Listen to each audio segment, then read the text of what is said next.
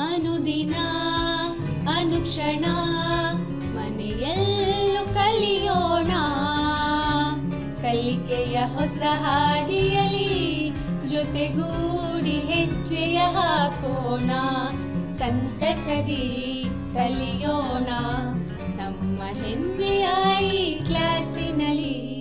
Yes sir. Yes teacher. Present ma'am. ಎಲ್ಲರಿಗೂ ನಮಸ್ಕಾರಗಳು. ಈ ದಿನದ ಈ ಕ್ಲಾಸ್ ಕಲಿಕಾ ಕಾರ್ಯಕ್ರಮಕ್ಕೆ ತಮಗೆಲ್ಲರಿಗೂ ಸ್ವಾಗತಗಳು. ಮಕ್ಕಳೇ ನಾವು ಈ ದಿನ ಪ್ರಥಮ ಭಾಷೆ ಸಿರಿ ಕನ್ನಡದಲ್ಲಿ 5ನೇ ತರಗತಿಯ ಪದ್ಯ 9 ಭುವನೇಶ್ವರಿ ಈ ಪದ್ಯ ಭಾಗವನ್ನು ಪ್ರಾರಂಭ ಮಾಡೋಣ ಮಕ್ಕಳೇ. ಈ ಪದ್ಯ ಭಾಗದ ಮೊದಲನೇ ಭಾಗವನ್ನು ಈ ದಿನ ನಾವು ಮುಗಿಸೋಣ. ಉಳಿದರ್ಧ ಭಾಗವನ್ನು ಮುಂದಿನ ತರಗತಿಯಲ್ಲಿ ನೋಡೋಣ ಮಕ್ಕಳೇ. ಈಗ ಈ ಪಾಠವನ್ನು ಪ್ರಾರಂಭ ಮಾಡೋದಕ್ಕಿಂತ ಮೊದಲು ನಾನು ನಮ್ಮ ನಾಡ ಮಾತೆ, ನಾಡ ದೇವತೆ ಭುವನೇಶ್ವರಿಯ ಪಾದ ಪದ್ಮಗಳಿಗೆ ನಮಸ್ಕರಿಸಿ ಪದ್ಯ ಭಾಗವನ್ನು ಪ್ರಾರಂಭ ಮಾಡ್ತಾ ಇದ್ದೀನಿ ಮಕ್ಕಳೇ. ಈ ಪದ್ಯ ಭಾಗವನ್ನು ಪ್ರಾರಂಭ ಮಾಡೋದಕ್ಕಿಂತ ಮೊದಲು ನಾವು ಕೆಲವು ಶುಭ ನುಡಿಗಳನ್ನ ನೋಡೋಣ ಮಕ್ಕಳೇ. ಮೊದಲನೆಯ ಶುಭ ನುಡಿ, ತಾಯಿ ತನ್ನೂರುಗಳು ಸ್ವರ್ಗಕ್ಕಿಂತಲೂ ಮಿಗಿಲು. ಅಂದರೆ ನನ್ನ ತಾಯಿ, ಹೆತ್ತ ತಾಯಿ ಮತ್ತು ನಮ್ಮ ಊರು ಸ್ವರ್ಗಕ್ಕಿಂತಲೂ ಮಿಗಿಲು. ನಮ್ಮ ನಾಡು ನುಡಿಗೆ ಗೌರವ ಸಲ್ಲಿಸಬೇಕಾದ್ದು ನಮ್ಮ ಪ್ರಥಮ ಕರ್ತವ್ಯವಾಗಿದೆ. ಅಂದರೆ ನಮ್ಮ ನಾಡು, ನಮ್ಮ ನುಡಿ, ನಮ್ಮ ನಾಡು ಕನ್ನಡ ನಾಡು, ನಮ್ಮ ನುಡಿ ಕನ್ನಡ ನುಡಿ, ಇದಕ್ಕೆ ಎಲ್ಲರೂ ಪ್ರತಿಯೊಬ್ಬರೂ ಗೌರವವನ್ನು ಸಲ್ಲಿಸಬೇಕಾದ್ದು ಪ್ರತಿಯೊಬ್ಬ ವ್ಯಕ್ತಿಯ ಪ್ರಥಮ ಕರ್ತವ್ಯ ಅಂತ ಹೇಳ್ತಾ ಇದ್ದೀನಿ ಮಕ್ಕಳೇ. ಕನ್ನಡ ನಾಡಿನಲ್ಲಿ ಕನ್ನಡವೇ ರಾಜಾರಾಣಿ ಅಲ್ವೇ ಮಕ್ಕಳೇ? ನಮ್ಮ ನಾಡಲ್ಲಿ ಕನ್ನಡವೇ ರಾಜಾರಾಣಿ, ಎಲ್ಲವೂ ನಮ್ಮ ಕನ್ನಡವೇ ಆಗಿದೆ ಮಕ್ಕಳೇ. ಈ ಶುಭ ನುಡಿಗಳ ಅರ್ಥವನ್ನು ನೀವು ಗ್ರಹಿಸಿದ್ದೀರಾ ಅಂತ ತಿಳ್ಕೊಂಡು ಮುಂದಿನ ಭಾಗಕ್ಕೆ ಹೋಗ್ತಾ ಇದ್ದೀನಿ ಮಕ್ಕಳೇ. ಈ ಪಾಠವನ್ನು ಪ್ರಾರಂಭ ಮಾಡೋದಕ್ಕಿಂತ ಮೊದಲು ನಿಮಗೆಲ್ಲ ಗೊತ್ತಿರೋ ಹಾಗೆ ಕೆಲವು ಸೂಚನೆಗಳು. ನೀವು 5ನೇ ತರಗತಿಯ ಪಠ್ಯಪುಸ್ತಕವನ್ನು ಸಿದ್ಧವಾಗಿಟ್ಕೋಬೇಕು. ಜೊತೆಗೆ ನೋಟ್ ಪುಸ್ತಕ, ಪೆನ್ನನ್ನು ಕೂಡ ಸಿದ್ಧವಾಗಿಟ್ಕೋಬೇಕು ಮಕ್ಕಳೇ. ನಾವು ಕೇಳಿದಂಥ ಪ್ರಶ್ನೆಗಳಿಗೆ ಅಥವಾ ಹೇಳಿದಂಥ ಚಟುವಟಿಕೆಗಳಿಗೆ ನೀವು ಉತ್ತರವನ್ನು ಬರೆದಿಟ್ಕೋಬೇಕಾಗತ್ತೆ. ತಯಾರಿದ್ದೆ ಅಲ್ವಾ ಮಕ್ಕಳೇ? ಸರಿ ಮಕ್ಕಳೇ, ಹಾಗಾದರೆ ಈಗ ಮುಂದಿನ ಭಾಗನ ನೋಡೋಣ. ನಾನು ನಿಮಗೆ ಕೆಲವು ಪ್ರಶ್ನೆಗಳನ್ನ ಕೇಳ್ತೀನಿ. ತುಂಬ ಕಷ್ಟವಾಗೇನಿಲ್ಲ, ಬಹಳ ಸುಲಭವಾದಂಥ ಪ್ರಶ್ನೆಗಳು. ಮೊದಲನೇ ಪ್ರಶ್ನೆ ಕರ್ನಾಟಕವನ್ನು ಕುರಿತಂಥ ಪ್ರಶ್ನಾವಳಿಗಳಾಗಿರುತ್ತೆ ಮಕ್ಕಳೇ. ಇದು ಕರ್ನಾಟಕದ ನಾಡಗೀತೆ ಯಾವುದು? ಅದನ್ನು ರಚಿಸಿದವರು ಯಾರು? ಎಲ್ರಿಗೂ ಗೊತ್ತಾಗಿದೆ ಅಲ್ವಾ ಮಕ್ಕಳೇ? ನಮ್ಮ ನಾಡಗೀತೆ ಯಾವುದು? ಸರಿಯಾಗಿದೆ. ಯಾರು ಬರೆದ್ರು ಅಂತ ಕೂಡ ನಿಮಗೆ ಗೊತ್ತಿದೆ. ಕರ್ನಾಟಕದ ನಾಡಗೀತೆ ಜಯ ಹೇ ಕರ್ನಾಟಕ ಮಾತೆ, ಇದನ್ನು ರಚಿಸಿದವರು ಕುವೆಂಪುರವರು. ಕನ್ನಡದ ಆದಿಕವಿ ಯಾರು? ಅಂದರೆ ಕನ್ನಡಕ್ಕೆ ಆದಿಕವಿ ಅಂದರೆ ಪ್ರಥಮ ಕವಿಯೊಬ್ಬರಿದ್ದರು ಮಕ್ಕಳೇ. ಗೊತ್ತಿದೆಯಾ? ಆಲೋಚಿಸಿ ನೋಡೋಣ. ಸರಿಯಾಗಿದೆ ಮಕ್ಕಳೇ ನಿಮ್ಮ ಉತ್ತರ.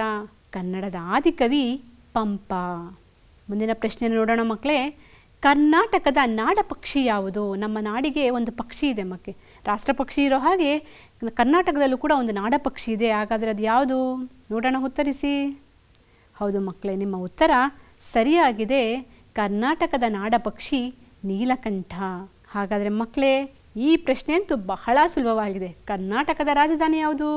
ಹೌದು, ಸರಿಯಾಗಿದೆ ನಿಮ್ಮ ಉತ್ತರ. ಕರ್ನಾಟಕದ ರಾಜಧಾನಿ ಬೆಂಗಳೂರು. ನಾಡಗೀತೆಯನ್ನು ನೋಡೋಣವೇ? ಜಯ ಜಯ ಜಯ ಕನ್ನಡ ರಾಜೇಶ್ವರಿ ಅನ್ನೋ ಒಂದು ನಾಡಗೀತೆಯನ್ನು ಹೇಳ್ತಾ ಇದ್ದೀನಿ ಮಕ್ಕಳೇ. ಅದನ್ನೆಲ್ಲ ಆಲಿಸ್ತಿರತ್ತಾನೆ. ಲಕ್ಷ್ಮೀನಾರಾಯಣ ಭಟ್ NS ಅನ್ನೋರು ಈ ಜಯ ಜಯ ಜಯ ಕನ್ನಡ ರಾಜೇಶ್ವರಿ ಅನ್ನೋ ಒಂದು ಕವನವನ್ನು ಬರೆದಿದ್ದಾರೆ ಮಕ್ಕಳೇ.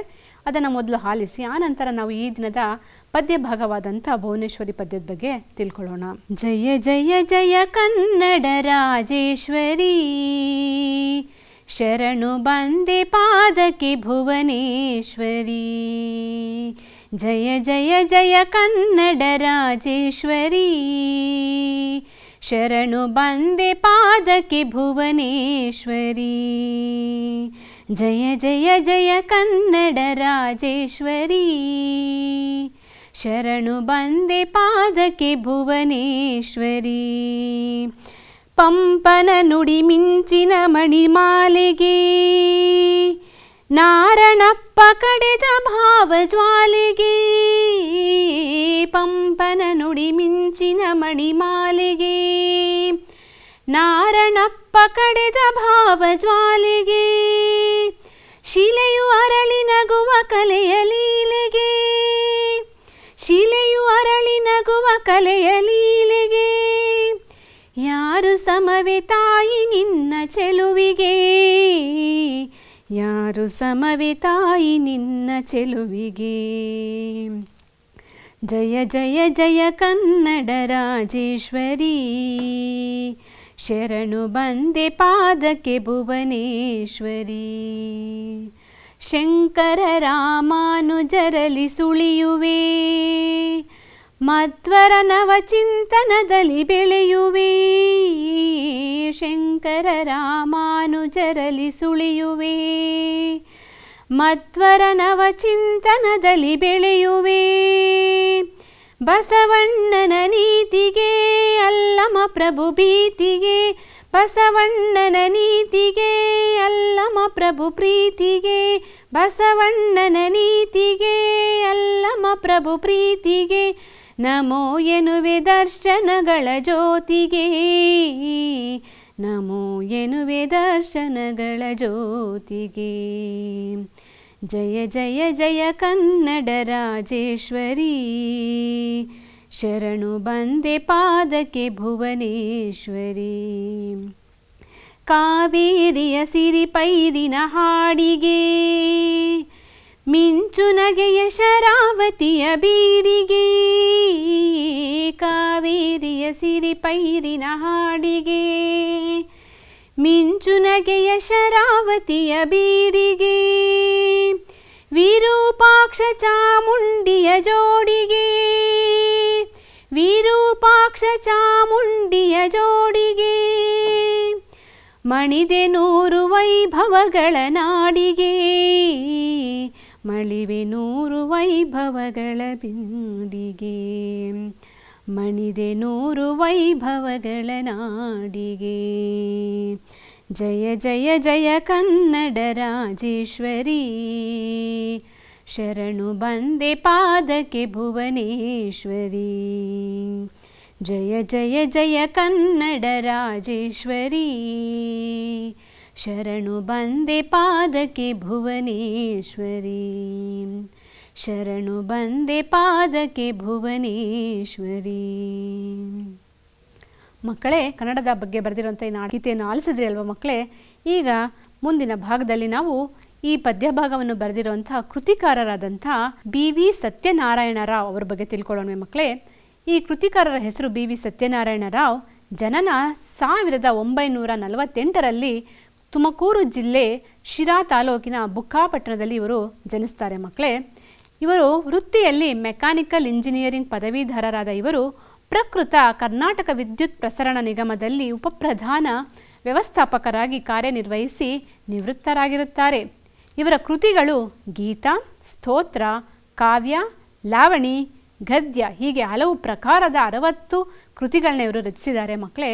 ಮತ್ತೆ ಇವು ಕೆಲವು ಕಾವ್ಯಗಳನ್ನ ಕೂಡ ರಚಿಸಿದ್ದಾರೆ. ಒಂದು ಸಂಪೂರ್ಣ ದೇವಿ ಮಹಾತ್ಮೆ, ಬಸವೇಶ್ವರ ಲೀಲಾ, ವೈಭವ, ಲಂಕೇಶ್ವರ, ಸೋಮೇಶ್ವರ ಚಾರಿತ್ರ ಮುಂತಾದವು. ಕನ್ನಡ, ಸಂಸ್ಕೃತ ಭಾಷೆಗಳೆರಡರಲ್ಲೂ ಇವರು ಪಾಂಡಿತ್ಯವನ್ನು ಪಡೆದಿರುತ್ತಾರೆ ಮಕ್ಕಳೇ. ಇವರು ಬರೆದಂಥ ಕೆಲವು ಕಾವ್ಯಗಳು ಬಾಹುಬಲಿ ಚರಿತಂ, ಗಾಯತ್ರಿ ನಾರಾಯಣ, ಸಿರಿಕನ್ನಡ ವೈಜಂತಿ, ಕನ್ನಡ ನಾಡ ಚರಿತ್ರೆ, ತತ್ವಭಾರತಿ, ಭಾವಗೀತೆಗಳು, ಶ್ರೀ ಶಿವಕುಮಾರ ಸ್ವಾಮಿ ಗುರುಚರಿತಂ, ಗುರುದತ್ತ ಚರಿತಂ ಇವರ ಪ್ರಮುಖ ಕೃತಿಗಳಾಗಿದ್ದಾವೆ. ಮಕ್ಕಳೇ, ಈ ದಿನದ ಪದ್ಯಭಾಗವನ್ನು ಬರೆದಿದ್ದಂಥ ಕೃತಿಕಾರರ ಪರಿಚಯವನ್ನು ಮಾಡಿಕೊಂಡ್ರಿ. ಅವರು ಯಾವ್ಯಾವ ಕೃತಿಗಳನ್ನ ಬರೆದಿದ್ದಾರೆ, ಯಾವ್ಯಾವ ಕಾವ್ಯಗಳನ್ನ ಬರೆದಿದ್ದಾರೆ, ಎಲ್ಲಿ ಜನಿಸಿದ್ರು ಅಂತ ತಿಳ್ಕೊಂಡ್ವಿ ಅಲ್ವಾ ಮಕ್ಕಳೇ? ಹಾಗಾದರೆ ಮಕ್ಕಳೇ, ಈ ದಿನದ ಪದ್ಯಭಾಗವಾದಂಥ ಭುವನೇಶ್ವರಿ BV ಸತ್ಯನಾರಾಯಣ ರಾವ್ ಅವರು ಬರೆದಿರುವಂಥ ಈ ಪದ್ಯಭಾಗವನ್ನು ನಾವು ಈ ದಿನ ತಿಳ್ಕೊಳ್ಳೋಣ. ಈ ಪದ್ಯಭಾಗವನ್ನು ತಿಳ್ಕೊಳ್ಳೋದಕ್ಕಿಂತ ಮೊದಲು ಭುವನೇಶ್ವರಿ ಅನ್ನೋ ಪದ್ಯಭಾಗವನ್ನು ಇಟ್ಟಿದಾರಲ್ಲ ಮಕ್ಕಳು, ಇದರ ಪ್ರವೇಶ ಏನು, ಇದರ ಆಶಯ ಏನು ಅಂತ ನಾವೀಗ ತಿಳ್ಕೊಳ್ಳೋಣ. ಕನ್ನಡ ನಾಡು ನುಡಿಯ ಬಗ್ಗೆ ಎಳೆಯರಲ್ಲಿ ಪ್ರೀತಿ ಮತ್ತು ಅಭಿಮಾನವನ್ನು ಮೂಡಿಸುವುದು ಪ್ರತಿಯೊಬ್ಬರ ಜವಾಬ್ದಾರಿಯಾಗಿದೆ. ನಮ್ಮ ನಾಡಿನ ಇತಿಹಾಸ, ಆಳಿದ ಪರಾಕ್ರಮಿಗಳು, ನಾಡನ್ನು ಕಟ್ಟಲು ಶ್ರಮಿಸಿದ ನೇತಾರರು, ಇಲ್ಲಿನ ಶಿಲ್ಪಕಲೆ, ಸಂಸ್ಕೃತಿ ಮುಂತಾದ ಪರಂಪರೆಯನ್ನು, ಅದರ ಶ್ರೀಮಂತಿಕೆಯನ್ನು ಮಕ್ಕಳಿಗೆ ಅರ್ಥ ಮಾಡಿಸುವ ಮೂಲಕ ಅವರೆಲ್ಲರಲ್ಲೂ ನಾವು ಎಂತಹ ಪರಂಪರೆಯ ವಾರಸುದಾರರಾಗಿದ್ದೇವೆಂದು ಹೆಮ್ಮೆ ಮೂಡಿಸುವ ಆಶಯವನ್ನು ಪ್ರಸ್ತುತ ಪದ್ಯಭಾಗವು ಒಳಗೊಂಡಿರುತ್ತದೆ. ಅಂದರೆ ಮಕ್ಕಳೇ, ಈ ಕನ್ನಡ ನಾಡು ನುಡಿಯ ಬಗ್ಗೆ ಎಳೆಯರಲ್ಲಿ ಅಂದರೆ ನಿಮ್ಮಂಥ ಮಕ್ಕಳಲ್ಲಿ ಪ್ರೀತಿ ಮತ್ತು ಅಭಿಮಾನವನ್ನು ಮೂಡಿಸುವುದು ಪ್ರತಿಯೊಬ್ಬರ ಜವಾಬ್ದಾರಿಯಾಗಿದೆ. ನಮ್ಮ ನಾಡಿನ ಇತಿಹಾಸವನ್ನು ನಾವೆಲ್ಲರೂ ತಿಳ್ಕೋಬೇಕಾಗಿರೋದು ನಮ್ಮೆಲ್ಲರ ಒಂದು ಕರ್ತವ್ಯವಾಗಿದೆ ಮಕ್ಕಳೇ. ನಮ್ಮನ್ನು ಆಳಿದಂತಹ ಪರಾಕ್ರಮಿಗಳು, ಎಂತೆಂಥ ಪರಾಕ್ರಮಿಗಳು ನಮ್ಮನ್ನು ಆಡಿದ್ರು, ಇಂಥ ಒಂದು ಸುಂದರ ನಾಡನ್ನು ಕಟ್ಟಿಕೊಡೋದಕ್ಕೆ ಎಂತೆಂಥ ನೇತಾರರು ಶ್ರಮಿಸಿದ್ದಾರೆ ಅನ್ನೋದನ್ನು ನಾವು ತಿಳ್ಕೊಬೇಕಾಗತ್ತೆ ಮಕ್ಕಳೇ. ಇಲ್ಲಿನ ಶಿಲ್ಪಕಲೆ, ಸಂಸ್ಕೃತಿ ಮುಂತಾದ ಪರಂಪರೆಯನ್ನು ಕೂಡ ನಾವು ತಿಳ್ಕೊಬೇಕಾಗಿರುತ್ತೆ. ಅದೇ ಈ ಪದ್ಯದ ಆಶಯವಾಗಿದೆ. ಜೊತೆಗೆ ನಮ್ಮ ಪರಂಪರೆ ಹೇಗಿದೆ ಅನ್ನೋದು ಮತ್ತು ಅದರ ಶ್ರೀಮಂತಿಕೆಯನ್ನು ಮಕ್ಕಳಿಗೆ ಅರ್ಥ ಮಾಡಿಸುವ ಮೂಲಕ ಅವರೆಲ್ಲರಲ್ಲೂ ನಮ್ಮದು ಎಂಥ ಪರಂಪರೆ, ಎಂಥ ಶ್ರೀಮಂತಿಕೆಯ ಪರಂಪರೆ, ನಾವು ಎಂಥ ಒಂದು ಪರಂಪರೆಯ ವಾರಸುದಾರರಾಗಿದ್ದೇವೆ ಅಂತ ಹೆಮ್ಮೆ ಮೂಡಿಸೋದು ಈ ಪದ್ಯದ ಆಶಯವಾಗಿದೆ ಮಕ್ಕಳೇ. ಹಾಗಾದರೆ ಈ ದಿನದ ಪದ್ಯ ಭಾಗವನ್ನು ನಾವು ಈಗ ನೋಡೋಣ. ಅರ್ಧ ಭಾಗವನ್ನು ಈ ದಿನ ತಿಳಿದು ಉಳಿದರ್ಧ ಭಾಗವನ್ನು ಮುಂದಿನ ತರಗತಿಯಲ್ಲಿ ತಿಳ್ಕೊಳ್ಳೋಣವೇ ಮಕ್ಕಳೇ. ನಾವು ತಾಯಿ ಭುವನೇಶ್ವರಿಯ ಪಾದ ಪದ್ಮಗಳಿಗೆ ನಾವು ನಮಸ್ಕರಿಸುತ್ತಾ ಈ ಪದ್ಯ ಭಾಗವನ್ನು ಪ್ರಾರಂಭ ಮಾಡೋಣ ಮಕ್ಕಳೇ. ಪದ್ಯವನ್ನು ನಾನೊಮ್ಮೆ ಆಡ್ತೀನಿ, ನೀವು ಅದನ್ನು ಆಲಿಸಿ ಮಕ್ಕಳೇ.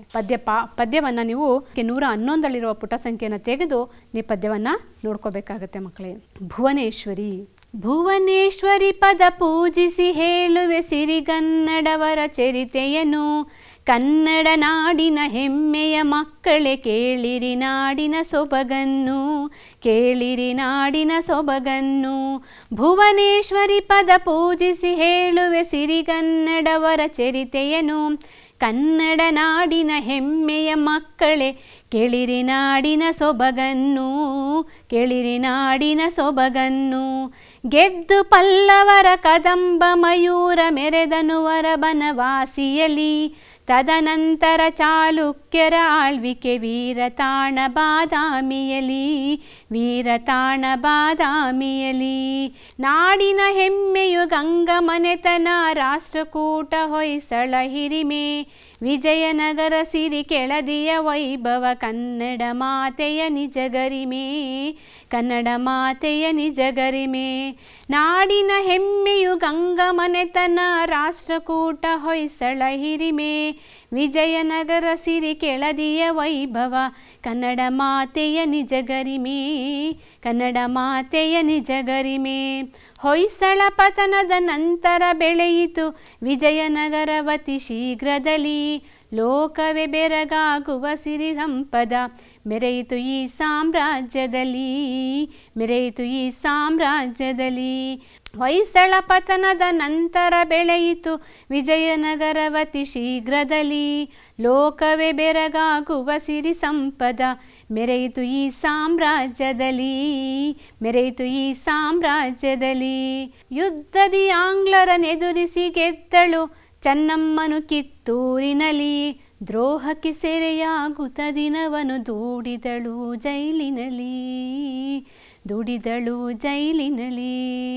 ಯುದ್ಧದಿ ಆಂಗ್ಲರನೆದುರಿಸಿ ಗೆದ್ದಳು ಚೆನ್ನಮ್ಮನು ಕಿತ್ತೂರಿನಲ್ಲಿ. ದ್ರೋಹಕ್ಕೆ ಸೆರೆಯಾಗುತ್ತ ದಿನವನು ದೂಡಿದಳು ಜೈಲಿನಲ್ಲಿ, ದುಡಿದಳವಳು ಜೈಲಿನಲ್ಲಿ, ದುಡಿದಳವಳು ಜೈಲಿನಲ್ಲಿ. ರಾಜರ ಅಂತಃ ಕಲಹದಿ ಬಿಳಿಯರು ಭಾರತವನ್ನೇ ನುಂಗಿದರು. ಮೈಸೂರಿನ ಹುಲಿ ಟಿಪ್ಪುವ ಸೋಲಿಸಿ ರಂಗಪಟ್ಟಣವನ ಮರಿದರು, ರಂಗಪಟ್ಟಣವನ ಮರಿದರು. ರಾಜರ ಅಂತಃ ಕಲಹದಿ ಬಿಳಿಯರು ಭಾರತವನ್ನೇ ನುಂಗಿದರು. ಮೈಸೂರಿನ ಹುಲಿ ಟಿಪ್ಪುವ ಸೋಲಿಸಿ ರಂಗಪಟ್ಟಣವನ ಮರಿದರು, ರಂಗಪಟ್ಟಣವನ ಮರಿದರು. ಭುವನೇಶ್ವರಿ ಪದ ಪೂಜಿಸಿ ಹೇಳುವೆ ಸಿರಿಗನ್ನಡವರ ಚರಿತೆಯನ್ನು. ಕನ್ನಡ ನಾಡಿನ ಹೆಮ್ಮೆಯ ಮಕ್ಕಳೇ ಕೇಳಿರಿ ನಾಡಿನ ಸೊಬಗನ್ನು, ಕೇಳಿರಿ ನಾಡಿನ ಸೊಬಗನ್ನು, ಕೇಳಿರಿ ನಾಡಿನ ಸೊಬಗನ್ನು. ಮಕ್ಕಳೇ, ಈಗ ಪದ್ಯವನ್ನು ಆಲಿಸಿದ್ರಿ ಅಲ್ವೇ? ಈಗ ಈ ಪದ್ಯವನ್ನು ಸಾಮೂಹಿಕವಾಗಿ ಹೇಗೆ ಆಡೋದು ಅಂತ ಕೂಡ ನಿಮಗೆ ಗೊತ್ತಾಗಿದೆ ಅಲ್ವಾ ಮಕ್ಕಳೇ? ಸಾಮೂಹಿಕವಾಗಿ ಕೂಡ ಆಡೋದನ್ನು ಆಲಿಸಿ. ಮೊದಲನೇದಾಗಿ ಈ ಪದ್ಯ ಭಾಗವಾದ ಭುವನೇಶ್ವರಿ ಪದ್ಯ ಭಾಗದ ಮೊದಲನೇ ಪಲ್ಲವಿಯನ್ನು ನಾನು ನೋಡ್ತಾ ಇದ್ದೀವಿ ಮಕ್ಕಳೇ. ಭುವನೇಶ್ವರಿಯ ಪದ ಪೂಜಿಸಿ ಹೇಳುವೆ ಸಿರಿಗನ್ನಡವರ ಚರಿತೆಯನ್ನು. ಕನ್ನಡ ನಾಡಿನ ಹೆಮ್ಮೆಯ ಮಕ್ಕಳೇ ಕೇಳಿರಿ ನಾಡಿನ ಸೊಬಗನ್ನು. ನೋಡಿ ಎಷ್ಟು ಚೆನ್ನಾಗಿ ಮೊದಲನೇ ಸಾಲುಗಳನ್ನ ಬರೆದಿದ್ದಾರೆ ನಮ್ಮ ಕವಿಗಳು. ಸತ್ಯನಾರಾಯಣ ರಾವ್ರವರು. ಅಂದರೆ ಭುವನೇಶ್ವರಿ ನಮ್ಮ ತಾಯಿ ನಾಡಾದಂಥ ಭುವನೇಶ್ವರಿ, ನಮ್ಮ ನಾಡ ದೇವತೆ ಭುವನೇಶ್ವರಿಯ ಪಾದಗಳಿಗೆ ನಮಸ್ಕರಿಸುತ್ತಾ ಈ ಕನ್ನಡ ನಾಡಿನ ಸಿರಿಗನ್ನಡವರ ಚರಿತೆ ಏನು ಅಂದರೆ ಇತಿಹಾಸವನ್ನು ನಾನು ಹೇಳ್ತಾ ಇದ್ದೀನಿ ಅಂತ ನಮ್ಮ ಕವಿ ಹೇಳ್ತಾ ಇದ್ದಾರೆ. ಕನ್ನಡ ನಾಡಿನ ಸೊಬಗನ್ನು ಹೇಳ್ತಾ ಇದ್ದಾರೆ ಮಕ್ಕಳೇ. ನಮ್ಮ ನಾಡು ಶ್ರೇಷ್ಠವಾದ ಇತಿಹಾಸವನ್ನು ಹೊಂದಿರುವಂಥ ನಾಡು. ನಮ್ಮ ನಾಡು ಅಂದರೆ ಇಂಥ ಶ್ರೇಷ್ಠವಾದ ಇತಿಹಾಸವನ್ನು ಹೊಂದಿದೆ ಅಂದರೆ ಈ ಪದ್ಯ ಭಾಗವನ್ನು ನೀವು ನೋಡ್ತಾ ನೋಡ್ತಾ ಮುಂದಿನ ಚರಣಗಳಲ್ಲಿ ನೀವು ಎಂತಹ ಇತಿಹಾಸವಿದೆ ನಮ್ಮ ನಾಡಿಗೆ ಅಂತ ನಿಮಗೆ ಗೊತ್ತಾಗುತ್ತೆ ಮಕ್ಕಳೇ. ನಮ್ಮ ನಾಡು ಶ್ರೇಷ್ಠವಾದ ಇತಿಹಾಸವನ್ನು ಹೊಂದಿರುವಂಥ ನಾಡು, ನಮ್ಮ ನಾಡು ಉತ್ತಮವಾದ ಹಿರಿಮೆ ಗರಿಮೆಗಳನ್ನು ಹೊಂದಿರುವಂಥ ನಾಡು. ನಮ್ಮ ನಾಡ ದೇವತೆ ಯಾರೋ? ಹೌದು, ಶ್ರೀ ಭುವನೇಶ್ವರಿಯ ಪಾದವನ್ನು ಪೂಜಿಸಿ ನಾವು ಈ ನಾಡ ಚರಿತ್ರೆಯನ್ನು ಹೇಳ್ತಾ ಇದ್ದೀನಿ. ನೀವೆಲ್ಲರೂ ಆಲಿಸ್ಬೇಕು ಮಕ್ಕಳೇ. ಭುವನೇಶ್ವರಿಯ ಪದ ಪೂಜಿಸಿ ಅಂತಿದೆ ಮಕ್ಕಳೇ. ಪದ ಅಂದರೆ ಪಾದ, ಚರಿತೆಯನ್ನು ಹೇಳುವೆ ಅಂದಾಗ ಚರಿತೆ ಅಂದರೆ ಇತಿಹಾಸ. ಇತಿಹಾಸ ಅಂದರೆ ಹಿಂದೆ ನಡೆದಂಥ ಘಟನೆಗಳನ್ನ ಇತಿಹಾಸ ಅಂತ ಕರೀತಾರೆ. ಸೊಬಗು ಅಂದರೆ ಚೆಲುವು. ಬನ್ನಿ ಮುಂದಿನ ಭಾಗದಲ್ಲಿ ಏನಿದೆ ಅಂತ ನೋಡೋಣ. ಗೆದ್ದು ಪಲ್ಲವರ ಕದಂಬ ಮಯೂರ ಮೆರೆದನು ವರಬನ ವಾಸಿಯಲಿ, ತದನಂತರ ಚಾಳುಕ್ಯರ ಆಳ್ವಿಕೆ ವೀರ ತಾಣ ಬಾದಾಮಿಯಲ್ಲಿ. ಅಂದರೆ ಮಕ್ಕಳೇ, ಗೆದ್ದು ಪಲ್ಲವರ ಅಂದರೆ ಮೊದಲು ಕರ್ನಾಟಕ ಕನ್ನಡಿಗರ ಕೈಯಲ್ಲಿರಲಿಲ್ಲ, ಅದು ಇದ್ದಿದ್ದು ಪಲ್ಲವರ ಕೈಯಲ್ಲಿ. ಅಂದರೆ ಪಲ್ಲವರು ನಮ್ಮನ್ನು ಆಳ್ತಾ ಇದ್ರು. ಆಗ ಕರ್ನಾಟಕದ ಮೊದಲ ರಾಜ ಮನೆತನ ಅಂದರೆ ಅದು ಕದಂಬ ಮನೆತನ.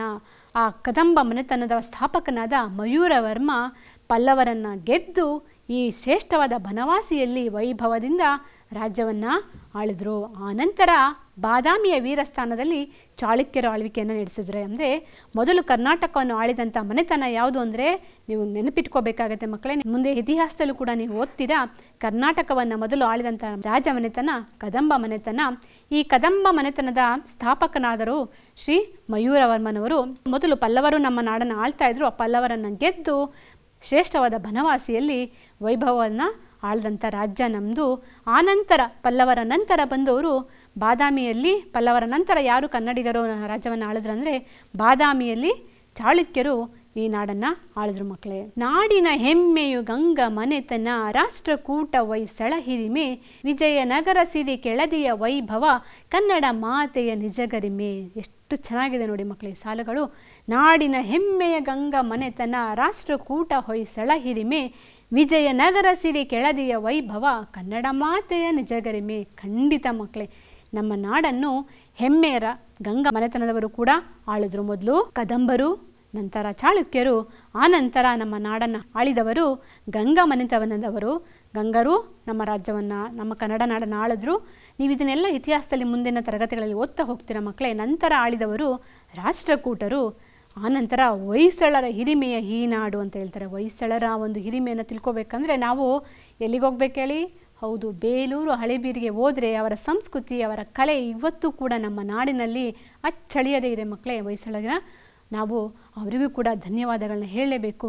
ಅವರನ್ನು ಕೂಡ ನಾವು ಪ್ರತಿದಿನ ನೆನೆಸ್ಕೋಬೇಕು. ಯಾಕಂದರೆ ಅವರೆಲ್ಲ ನಮ್ಮ ನಾಡಿಗೆ ಕೊಟ್ಟಂತಹ ಒಂದು ಸಂಸ್ಕೃತಿ, ಕಲೆ ಇವತ್ತು ಕೂಡ ನಮ್ಮನ್ನು ತುಂಬ ಖುಷಿಯನ್ನು ಕೊಡ್ತದೆ. ವಿಜಯನಗರ ಸಿರಿ ಸಂಪತ್ತು, ಅರಸರ ಆಳ್ವಿಕೆ, ಕೆಳದಿಯ ವೈಭವ, ಇವು ಮಾತೆಗೆ ಮುಡಿಗೆ ನಿಜ ಗರಿಮೆ. ಅಂದರೆ ಮಾತೆ ಅಂದರೆ ಯಾರು? ಹೌದು ಮಕ್ಕಳೇ, ಭುವನೇಶ್ವರಿಯ ಮಾತೆಗೆ ಮುಡಿಸಿದಂಥ ಹೂವುಗಳು ಅಂತ ಹೇಳ್ತಾ ಇದ್ದಾರೆ ನಮ್ಮ ಕವಿಗಳು. ಎಷ್ಟು ಚೆನ್ನಾಗಿ ಇದನ್ನು ವರ್ಣಿಸಿದ್ದಾರೆ ಅಂದರೆ, ವಿಜಯನಗರದ ಸಿರಿ ಸಂಪತ್ತು. ಸಿರಿ ಸಂಪತ್ತು ಅಂದರೆ ಮಕ್ಕಳೇ ನೀವು ಕೇಳಿರ್ತೀರಾ, ಇಲ್ಲಿದೆ ನೋಡಿ, ಹಿರಿಮೆ ಅಂದರೆ ಹೆಚ್ಚುಗಾರಿಕೆ. ಅದನ್ನು ಇಲ್ಲಿ ವಿಜಯನಗರದ ಸಿರಿ ಸಂಪತ್ತು ಅಂದರೆ ನೀವು ಕೇಳಿರ್ತೀರಾ ಮಕ್ಕಳೇ. ಅವ್ರಿಗೆ ಯಾವ ರೀತಿ ಸಿರಿ ಸಂಪತ್ತಿತ್ತು ಅಂದರೆ, ಅವರು ಆಗಿನ ಕಾಲದಲ್ಲಿ ಮುತ್ತು ರತ್ನ ಪಚ್ಚೆಯನ್ನು ಆ ರಸ್ತೆಯ ಪಕ್ಕದಲ್ಲಿ ಮಾರ್ತಿದ್ರಂತೆ ಮಕ್ಕಳೇ. ಹಾಗಾದರೆ ಯೋಚನೆ ಮಾಡಿ ಅವರ ಒಂದು ಸಿರಿ ಸಂಪತ್ತು ಹೇಗಿತ್ತು, ವಿಜಯನಗರದ ಸಿರಿ ಸಂಪತ್ತು ಅಂತ. ಆ ಅರಸರ ಆಳ್ವಿಕೆ ಹೇಗಿತ್ತು, ಕೃಷ್ಣದೇವರಾಯರ ಆಳ್ವಿಕೆ ಹೇಗಿತ್ತು ಅಂತ ನೀವು ನೆನಪಿಸ್ಕೋಬೇಕು ಮಕ್ಕಳೇ. ಕೆಳದಿಯ ವೈಭವ, ಕೆಳದಿಯ ಚೆನ್ನಮ್ಮ ಅಂತ ನೀವು ನೋಡಿದ್ದೀರಾ, ಅಲ್ಲಿಯ ವೈಭವವನ್ನು ಕೂಡ ನೀವು ಇತಿಹಾಸದಲ್ಲಿ ತಿಳ್ಕೊಬೇಕಾಗತ್ತೆ ಮಕ್ಕಳೇ. ಎಲ್ಲವನ್ನು ನಮ್ಮ ನಾಡ ದೇವತೆ ಭುವನೇಶ್ವರಿಯ ಮುಡಿಗೆ ಮುಡಿಸಿದಂಥ ಗರಿಮೆಗಳಾಗಿದೆ ಅಂತ ನಮ್ಮ ಕವಿ ಇಲ್ಲಿ ಹೇಳಿದ್ದಾರೆ. ಹಿರಿಮೆ ಅಂದರೆ ಹೆಚ್ಚುಗಾರಿಕೆ. ನಮ್ಮ ನಾಡೇ ನಮ್ಮ ಸಂಭ್ರಮ, ನಮ್ಮ ನಾಡೇ ನಮಗೆ ಸಂತೋಷ ಅನ್ನೋದನ್ನ ನಾವು ಇಲ್ಲಿ ಕವಿ ಹೇಳ್ತಾ ಇದ್ದಾರೆ ಮಕ್ಕಳೇ. ಹೊಯ್ಸಳ ಪತನದ ನಂತರ ಬೆಳೆಯಿತು ವಿಜಯನಗರ ಗತಿ ಶೀಘ್ರದಲ್ಲಿ, ಲೋಕವೇ ಬೆರಗಾಗುವ ಸಿರಿ ಸಂಪದ ಮೆರೆಯಿತು ಈ ಸಾಮ್ರಾಜ್ಯದಲ್ಲಿ. ಹೊಯ್ಸಳರ ಪತನದ ನಂತರ ಅತಿ ಶೀಘ್ರದಲ್ಲಿ ಅಂದರೆ ಅತಿ ಬೇಗನೆ ಬೆಳೆದಂಥ ಒಂದು ಸಾಮ್ರಾಜ್ಯ ಅದು ವಿಜಯನಗರ ಸಾಮ್ರಾಜ್ಯ ಆಗಿದೆ. ಅದು ಹೇಗೆ ಬೆಳೀತಪ್ಪ ಅಂದರೆ ಇಡೀ ಪ್ರಪಂಚವೇ ಬೆರಗಾಗುವಂಥ ರೀತಿಯಲ್ಲಿ ಬಹಳ ಶೀಘ್ರದಲ್ಲಿ ಬೆಳೀತಂಥ ಒಂದು ಸಾಮ್ರಾಜ್ಯ ಆಗಿದೆ. ಇದರ ಸಿರಿ ಸಂಪತ್ತು ಈ ಸಾಮ್ರಾಜ್ಯದಲ್ಲಿ ಮೆರೀತು. ಯಾವ ರೀತಿ ಸಿರಿ ಸಂಪತ್ತು ಮೆರೆಯಿತು ಅನ್ನೋದನ್ನು ನಾವು ಇತಿಹಾಸವನ್ನು ಓದಿದಾಗ ಗೊತ್ತಾಗುತ್ತೆ ಮಕ್ಕಳೇ. ವಿಜಯನಗರ ಸಾಮ್ರಾಜ್ಯದಲ್ಲಿ ಮುತ್ತು ರತ್ನಗಳನ್ನ ಬೀದಿ ಬೀದಿಗಳಲ್ಲಿ ರಾಶಿ ರಾಶಿಯಾಗಿ ಹಾಕ್ಕೊಂಡು ಮಾರ್ತಿದ್ರಂತೆ. ಅಂದರೆ ಹೊಯ್ಸಳರ ಪತನದ ನಂತರ ಅತಿ ಶೀಘ್ರದಲ್ಲಿ ಬೆಳೆದಂಥ ಒಂದು ಸಾಮ್ರಾಜ್ಯ ವಿಜಯನಗರ ಸಾಮ್ರಾಜ್ಯವಾಗಿದೆ. ಆ ಸಾಮ್ರಾಜ್ಯವನ್ನು ಇಡೀ ಪ್ರಪಂಚವೇ ನೋಡೋ ಹಾಗೆ ಬೆಳೆಯುತ್ತಂತೆ. ಅಂದರೆ ಅಷ್ಟು ಶೀಘ್ರವಾಗಿ ಮತ್ತು ಸಿರಿ ಸಂಪತ್ತಿನಿಂದ ಕೂಡಿದಂಥ ಒಂದು ಸಾಮ್ರಾಜ್ಯ ಇದು ವಿಜಯನಗರ ಸಾಮ್ರಾಜ್ಯ. ಹಂಪೆ ಅಂತ ಯಾಕೆ ಕರೆದಿದ್ದೀನಿ ಅಂದರೆ ವಿಜಯನಗರ ಸಾಮ್ರಾಜ್ಯವನ್ನು ಹಿಂದೆ ಆ ವಿಜಯನಗರ ಸಾಮ್ರಾಜ್ಯ ಅಂತ ಕರೀತಿದ್ರು ಮಕ್ಕಳೇ, ಈಗ ಅದನ್ನು ಹಂಪೆ ಅಂತ ಕರೀತಾರೆ. ಈಗಲೂ ನಾವು ಈ ಕಮಲ ಮಹಲ್ ಇರ್ಬೋದು, ಈ ಪುಷ್ಕರಣಿ ಇರ್ಬೋದು, ಸಂಗೀತ ಕಂಬಗಳಿರ್ಬೋದು, ಈ ಕಲ್ಲಿನ ರಥವನ್ನು ಕೂಡ ನಾವು ಇಲ್ಲಿ ಕಾಣ್ತಾ ಇದ್ದೀವಿ ಮಕ್ಕಳೇ. ಇವನ್ನ ನಾವು ಇವತ್ತು ಕೂಡ ಹೋಗಿ ನಾವು ಹಂಪೆಯಲ್ಲಿ ನೋಡಬಹುದಾಗಿದೆ. ಈ ಕಲ್ಲಿನ ರಥ ಹೇಗಿದೆ ಅಂದರೆ 2 ಆನೆಗಳು ಆ ರಥವನ್ನು ಎಳಿತಾ ಇದೆಯೋ ಅನ್ನೋ ರೀತಿಯಲ್ಲಿ ಅಲ್ಲಿದೆ. ಈ ಸಂಗೀತ ಕಂಬಗಳು ನೀವು ನೋಡ್ತಾ ಇದ್ರಲ್ಲ ಮಕ್ಕಳೇ, ಆ ಕಂಬಗಳನ್ನ ನಾವು ಬಾರಿಸಿದಾಗ ಸಪ್ತಸ್ವರಗಳು ಹೊಮ್ಮುತ್ತೆ ಮಕ್ಕಳೇ. ಅಂಥ ಒಂದು ವಾಸ್ತುಶಿಲ್ಪವನ್ನು ಕಂಡಿಡಿದಂಥ ಒಂದು ಕೀರ್ತಿ ನಮ್ಮ ಕನ್ನಡಿಗರಿಗೆ ಸಲ್ಲುತ್ತೆ ಮಕ್ಕಳೇ. ಇಂಥ ಕನ್ನಡ ನಾಡನ್ನು ನಾವು ಹೆಮ್ಮೆ ಪಡಬೇಕು ಅಲ್ವೇ? ಹೌದು ಮಕ್ಕಳೇ. ಪಕ್ಕದಲ್ಲಿರೋವಂಥದ್ದು ಕಮಲ ಮಹಲ್, ಕಮಲದ ಪಕಳಿ ಅಂತ ಇರೋದ್ರಿಂದ ಇದನ್ನು ಕಮಲ ಮಹಲ್ ಅಂತ ಕರಿತಾ ಇದ್ವಿ. ಆ ಪುಷ್ಕರಣಿಯನ್ನು ನೋಡಿ ಮಕ್ಕಳೇ, ನಾವು ಬೆರಗಾಗಬೇಕು. ಆ ರೀತಿ ಒಂದು ರೇಖಾಗಣಿತದ ಆಕೃತಿಯಲ್ಲಿ ಯಾವುದೇ ರೀತಿಯ ಅಳತೆಗಳ ತಪ್ಪಿಲ್ಲದಂತೆ ಇರುವಂತಹ ಪುಷ್ಕರಣಿ ಬಹಳ ಮನೋಹರವಾಗಿದೆ. ನಿಮಗೆ ಯಾವಾಗಾದರೂ ಅವಕಾಶ ಸಿಕ್ಕಿದ್ರೆ ಮಕ್ಕಳೇ ಖಂಡಿತ ಹಂಪೆಯನ್ನು ಒಮ್ಮೆ ವೀಕ್ಷಿಸಿ. ಆ ಹಂಪೆಯ ವಿರೂಪಾಕ್ಷ ದರ್ಶನದ ಜೊತೆಗೆ ಅಲ್ಲಿನ ವಾಸ್ತುಶಿಲ್ಪವನ್ನು ನಾವು ವೀಕ್ಷಿಸಿದಾಗ ನಮಗೆ ಎಷ್ಟು ಖುಷಿಯಾಗುತ್ತೆ. ಆಹಾ, ಎಂತಹ ನಾಡು ನಮ್ಮದು, ಎಂತಹ ಸಂಭ್ರಮ ನಮ್ಮದು, ಎಂತಹ ಶ್ರೀಮಂತಿಗೆ ನಮ್ಮದು ಅಂತ ನಮಗೆ ಗೊತ್ತಾಗುತ್ತೆ ಮಕ್ಕಳೇ. ಮುಂದಿನ ಪದ್ಯದ ಭಾಗ, ಯುದ್ಧದಿ ಆಂಗ್ಲರನೆದುರಿಸಿ ಗೆದ್ದಳು ಚೆನ್ನಮ್ಮನು ಕಿತ್ತೂರಿನಲ್ಲಿ, ದ್ರೋಹಕ್ಕೆ ಸೆರೆಯಾಗುತ್ತ ದಿನವನ್ನು ದೂಡಿದಳು ಜೈಲಿನಲ್ಲಿ. ಮಕ್ಕಳೇ, ಯುದ್ಧದಿ ಆಂಗ್ಲರನ್ನು ಇಷ್ಟು ವಿಜಯನಗರ ಸಾಮ್ರಾಜ್ಯ ಆದಮೇಲೆ ನಾವು ಮುಂದೆ ತಿಳ್ಕೊತಾ ಇದ್ದೀವಿ ಮಕ್ಕಳೇ. ರಾಣಿ ಚೆನ್ನಮ್ಮ ಆಂಗ್ಲರನ್ನು ಎದುರಿಸಿ ಕಿತ್ತೂರಿನಲ್ಲಿ ಗೆದ್ದರು. ಆದರೂ ಕೂಡ ಏನಾಯಿತು, ಕೆಲವು ದೇಶದ್ರೋಹಿಗಳ ಸಂಚಿನಿಂದ ಆಂಗ್ಲರ ಸೆರೆಯಾಗಿ ಜೈಲಿನಲ್ಲಿ ಸೆರೆವಾಸವನ್ನು ಅನುಭವಿಸುತ್ತಾ ಅವರು ದಿನವನ್ನು ಕಳೆದು ಕೊನೆಯಲ್ಲಿ ಅಲ್ಲೇ ಮರಣವನ್ನು ಹೊಂದುತ್ತಾರೆ ಮಕ್ಕಳೇ. ಅಂದರೆ ರಾಣಿ ಚೆನ್ನಮ್ಮನು ಕೂಡ ಎಂತಹ ವೀರ ಮಹಿಳೆ ಅನ್ನೋದನ್ನು ನಾವು ಅವರ ಚರಿತ್ರೆಯನ್ನು, ಅವರ ಇತಿಹಾಸವನ್ನು ಓದಿದಾಗ, ಅವರ ಬಗ್ಗೆ ತಿಳ್ಕೊಂಡಾಗ, ನಮ್ಮ ಪಠ್ಯ ಪುಸ್ತಕದಿಂದಲೂ, ನೀವು ಸಂಗೊಳ್ಳಿ ರಾಯಣ್ಣನ ಪಾಠದಲ್ಲೂ ಕೆಲವು ವಿಷಯಗಳನ್ನ ತಿಳ್ಕೊಂಡ್ವಿ ಮಕ್ಕಳೇ. ನಮ್ಮ ಗ್ರಂಥಾಲಯದಲ್ಲಿ ಸಿಗುವಂಥ ಪುಸ್ತಕಗಳಿಂದ ನಮ್ಮ ನಾಡಿನನ್ನು ಆಡಿದಂಥ ಕೆಲವು ಮಹಾನ್ ರಾಜರುಗಳ ಬಗ್ಗೆ, ನಮ್ಮ ಸಂಸ್ಕೃತಿ ಬಗ್ಗೆ ತಿಳ್ಕೊಬೇಕಾಗತ್ತೆ ಮಕ್ಕಳೇ. ನಾವು ನಮ್ಮ ನಾಡಲ್ಲಿ ರಾಣಿ ಚೆನ್ನಮ್ಮನು ಕೂಡ ಕಿತ್ತೂರಿನಲ್ಲಿ ಆಂಗ್ಲರನ್ನು ಎದುರಿಸಿದ್ರು. ಆಂಗ್ಲರು ಅಂದರೆ ಬ್ರಿಟಿಷರನ್ನು ಎದುರಿಸಿ ಯುದ್ಧದಲ್ಲಿ ಗೆದ್ದರು ಮಕ್ಕಳೇ. ಆದರೆ ಏನಾಯಿತು, ಕೆಲವು ದೇಶದ್ರೋಹಿಗಳು ದೇಶ ಸಂಚಿನಿಂದ ಏನಾಯಿತು, ಆಂಗ್ಲರು ಕೊನೆಯಲ್ಲಿ ಚೆನ್ನಮ್ಮನನ್ನು ಸೆರೆ ಹಿಡಿದ್ಬಿಟ್ರು. ಸೆರೆ ಹಿಡಿದು ಏನು ಮಾಡಿದ್ರು, ಅವ್ರನ್ನ ಜೈಲುವಾಸಕ್ಕೆ ಅಂದರೆ ಸೆರೆವಾಸಕ್ಕೆ ಹಾಕಿದ್ರು. ಅಲ್ಲಿಯೇ ಕೂಡ ಇವ್ರು ಏನು ಮಾಡಿದ್ರು, ಸೆರೆವಾಸದಲ್ಲಿ ಇದ್ದಾಗ ಏನಾಯಿತು, ಇವರು ಮರಣವನ್ನು ಹೊಂದುತ್ತಾರೆ. ದ್ರೋಹ ಅಂದರೆ ವಿಶ್ವಾಸಘಾತ, ಅಂದರೆ ನಮ್ಮ ಜೊತೆಯಲ್ಲೇ ಇದ್ದು ನಮ್ಮ ವಿಶ್ವಾಸಕ್ಕೆ ಘಾತವನ್ನು ಮಾಡ್ತಾರೆ, ವಿಶ್ವಾಸವನ್ನು ಕೆಡಿಸ್ಕೋತಾರಲ್ಲ ಮಕ್ಕಳೇ, ಅವ್ರನ್ನ ದೇಶದ್ರೋಹಿಗಳು, ವಿಶ್ವಾಸಘಾತಕರು ಅಂತ ಕರೀತಾರೆ. ಸೆರೆ ಅಂದರೆ ಬಂಧನ, ಅಂದರೆ ಅವ್ರನ್ನ ಸೆರೆಯಲ್ಲಿಟ್ಟಿದ್ರು, ಅಂದರೆ ಜೈಲಿನಲ್ಲಿ ಇಟ್ಟಿದ್ರು, ಅಂದರೆ ಅದು ಬಂಧನದಲ್ಲಿ ಇಡೋದು ಮಕ್ಕಳೇ. ರಾಜರ ಅಂತಃ ಕಲಹದಿ ಬಿಳಿಯರು ಭಾರತವನ್ನೇ ನುಂಗಿದರು, ಮೈಸೂರಿನ ಹುಲಿ ಟಿಪ್ಪುವ ಸೋಲಿಸಿ ರಂಗಪಟ್ಟಣವನ್ನು ಮರಿದರು. ನಮ್ಮ ದೇಶದ ರಾಜರುಗಳ ನಡುವೆ ಒಳಜಗಳ ಹೆಚ್ಚಾದಾಗ, ಅಂದರೆ ಮಕ್ಕಳೇ ಯಾವಾಗ ಹೆಚ್ಚಾಯ್ತಪ್ಪ ಅಂದರೆ ಬ್ರಿಟಿಷರು ಯಾವಾಗ ನಮ್ಮ ದೇಶಕ್ಕೆ ಕಾಲಿಟ್ಟರು, ಅದಕ್ಕೂ ಮತ್ತು ಅದಕ್ಕೆ ಮುಂಚೆನೂ ಸ್ವಲ್ಪ ಇತ್ತು, ಅದಕ್ಕೂ ಮೊದಲು ಒಳಜಗಳಗಳನ್ನ ಮಾಡ್ತಾನೆ ಇದ್ರು. ಒಂದೊಂದೇ ಅವರವರೇ, ಈಗ ಈ ಒಬ್ಬ ರಾಜ ಇನ್ನೊಬ್ಬ ರಾಜನ ಜೊತೆ ಅವರವರಲ್ಲೇ ಒಳಜಗಳಗಳು ಹೆಚ್ಚಾದಾಗ ಏನಾಯಿತು, ಸಮಯ ಸಾಧಿಸಿ ಭಾರತವನ್ನೇ ವಶಪಡಿಸ್ಕೊಂಡ್ರು ಈ ಬ್ರಿಟಿಷರು. ಅಂದರೆ ನಮ್ಮ ದೇಶದಲ್ಲಿ ರಾಜರುಗಳಿದ್ರಲ್ವ ಮಕ್ಕಳೇ, ಆ ಸಾಮ್ರಾಜ್ಯ ಅಲ್ಲಲ್ಲೇ ಸಾಮ್ರಾಜ್ಯಗಳಿದ್ವು. ಆ ಸಾಮ್ರಾಜ್ಯಗಳನ್ನ ನೋಡ್ಕೊತಿದ್ದಂಥ ರಾಜರುಗಳ ಮಧ್ಯದಲ್ಲಿ ಒಳಜಗಳಗಳು, ಅಂದರೆ ಒಳಗೊಳಗೆ ಅಂತಃ ಕಲಹಗಳಾದಾಗ, ಆ ಒಳಜಗಳಗಳು ಹೆಚ್ಚಾದಾಗ ಏನಾಯಿತು, ಸಮಯವನ್ನು ಸಾಧಿಸಿದಂಥವರು ಬ್ರಿಟಿಷರು. ಅದರಲ್ಲಿ ಇನ್ನೊಬ್ಬರು ಯಾರಪ್ಪ ಈ ರೀತಿಯದಕ್ಕೆ ಬಲಿಯಾದರು ಅಂದರೆ ಆಂಗ್ಲರು ಮೈಸೂರಿನ ಹುಲಿ ಟಿಪ್ಪು ಸುಲ್ತಾನನನ್ನು ಕೂಡ ಸೋಲಿಸಿ ಶ್ರೀರಂಗಪಟ್ಟಣವನ್ನು ಕೂಡ ಆಕ್ರಮಿಸಿಕೊಂಡ್ಬಿಟ್ರು. ನೋಡಿ ಮಕ್ಕಳೇ, ಒಂದೊಂದೇ ಸಾಮ್ರಾಜ್ಯ, ಕಿತ್ತೂರ ನಂತರ ಬಂದಂಥದ್ದು ಟಿಪ್ಪು ಸುಲ್ತಾನನ ಆಸ್ಥಾನವಾದಂಥ ಸಾಮ್ರಾಜ್ಯವಾದಂಥ ಶ್ರೀರಂಗಪಟ್ಟಣವನ್ನು ಕೂಡ ಇವರು ನಂತರ ಆಕ್ರಮಿಸಿಕೊಂಡ್ಬಿಟ್ರು. ಮಕ್ಕಳೇ, ಇದುವರೆಗೂ ಪದ್ಯ ಭಾಗವನ್ನು ನಾವು ಅರ್ಧ ಪದ್ಯ ಭಾಗವನ್ನು ತಿಳ್ಕೊಂಡಿದ್ದೀವಿ. 6 ಚರಣಗಳನ್ನ ನಾವು ಇದುವರೆಗೂ ತಿಳ್ಕೊಂಡಿದ್ದೀವಿ ಮಕ್ಕಳೇ. ಉಳಿದ 5 ಚರಣಗಳನ್ನ ನಾವು ಮುಂದಿನ ಪದ್ಯ ಭಾಗದಲ್ಲಿ ತಿಳ್ಕೊಳ್ಳೋಣ ಮಕ್ಕಳೇ. ಈಗ ನಾವು ಈ ಪದ್ಯ ಭಾಗವನ್ನು ತಿಳ್ಕೊಂಡ್ವಿ ಅಲ್ಲ, ಇದರಲ್ಲಿ ಕೆಲವು ಪುನರಾವರ್ತನೆ ಪ್ರಶ್ನೆಗಳನ್ನ ನಾನು ನಿಮಗೆ ಕೇಳ್ತಾ ಹೋಗ್ತೀನಿ ಮಕ್ಕಳೇ, ನೀವು ಅದಕ್ಕೆ ಉತ್ತರಿಸಬೇಕಾಗತ್ತೆ. ಮೊದಲನೇ ಪ್ರಶ್ನೆ, ಪಲ್ಲವರನ್ನು ಗೆದ್ದು ಮೆರೆದವರು ಯಾರು?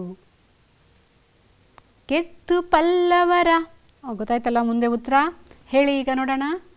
ಗೆದ್ದು ಪಲ್ಲವರ, ಹೌದು, ಪಲ್ಲವರನ್ನು ಗೆದ್ದು ಮೆರೆದವರು ಕದಂಬರ ಮಯೂರ. ಬಾದಾಮಿಯಲ್ಲಿ ಆಳ್ವಿಕೆ ನಡೆಸಿದವರಾರು? ಹೇಳಿ, ಪದ್ಯವನ್ನು ಜ್ಞಾಪಿಸ್ಕೊಳ್ಳಿ. ಖಂಡಿತ ಮಕ್ಕಳೇ, ಬಾದಾಮಿಯಲ್ಲಿ ಆಳ್ವಿಕೆಯನ್ನು ನಡೆಸಿದವರು ಚಾಳುಕ್ಯರು. ಮಕ್ಕಳೇ, ಇಲ್ಲಿ ಒಂದು ಹೊಸ ಥರದ ಒಂದು ಪ್ರಶ್ನೆಯನ್ನು ಕೇಳ್ತಾ ಇದ್ದೀನಿ. ಇದು ಏನೂ ಇಲ್ಲ ಮಕ್ಕಳೇ, ಇಲ್ಲಿ ಮೊದಲೆರಡು ಪದಗಳ ಸಂಬಂಧಗಳನ್ನ ಗಮನಿಸಿ ಮೂರನೇ ಪದಕ್ಕೆ ಸಂಬಂಧಿಸಿದ ಉತ್ತರವನ್ನು ನೀವು ಬರೀಬೇಕಾಗುತ್ತೆ. ಇಲ್ಲಿ ಕದಂಬರು ಅಂತಿದೆ, ಮೊದಲನೇ ಪದ. ಎರಡನೇ ಪದ ಕದಂಬರು ಬನವಾಸಿಯಲ್ಲಿ ಆಳ್ವಿಕೆ ಮಾಡಿದ್ರಲ್ವೇ? ಹಾಗಾದರೆ ಚಾಲುಕ್ಯರು ಎಲ್ಲಿ ಆಳ್ವಿಕೆಯನ್ನು ಮಾಡಿದ್ರು ಹೇಳಿ? ಹೌದು, ಚಾಲುಕ್ಯರು ಆಳ್ವಿಕೆ ಮಾಡಿದ್ದು ಬಾದಾಮಿಯಲ್ಲಿ. ಕಿತ್ತೂರು ಚೆನ್ನಮ್ಮನ ಆಸ್ಥಾನವಾದರೆ ಟಿಪ್ಪು ಸುಲ್ತಾನ? ಹೌದು, ಶ್ರೀರಂಗಪಟ್ಟಣದಲ್ಲಿ ಇವರು ಆಳ್ವಿಕೆಯನ್ನು ನಡೆಸಿದರು. ಮಕ್ಕಳೇ, ಇದೊಂದು ಗೃಹಪಾಠವನ್ನು ಬರ್ಕೋತಿರಲ್ವ ಮಕ್ಕಳೇ? ಗೃಹಪಾಠ: ಈ ಕೆಳಗಿನ ಪ್ರಶ್ನೆಗಳಿಗೆ ಉತ್ತರಿಸಿರಿ. BV ಸತ್ಯನಾರಾಯಣ ರಾವ್ ಅವರ ಅಂಕಿತನಾಮ ಯಾವುದು? ಯಾರ ಪತನದ ನಂತರ ವಿಜಯನಗರ ಬೆಳೆಯಿತು?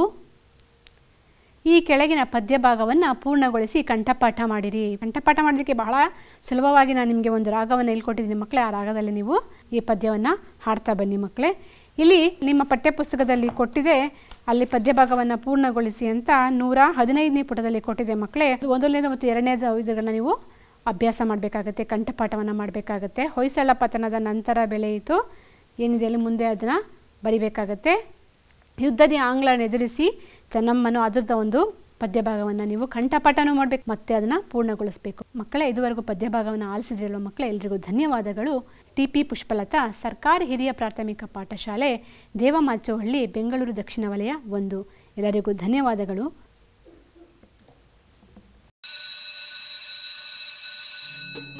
ಅನುದಿನ ಅನುಕ್ಷಣ ಮನೆಯಲ್ಲೂ ಕಲಿಯೋಣ, ಕಲಿಕೆಯ ಹೊಸ ಹಾದಿಯಲ್ಲಿ ಜೊತೆಗೂಡಿ ಹೆಜ್ಜೆಯ ಹಾಕೋಣ.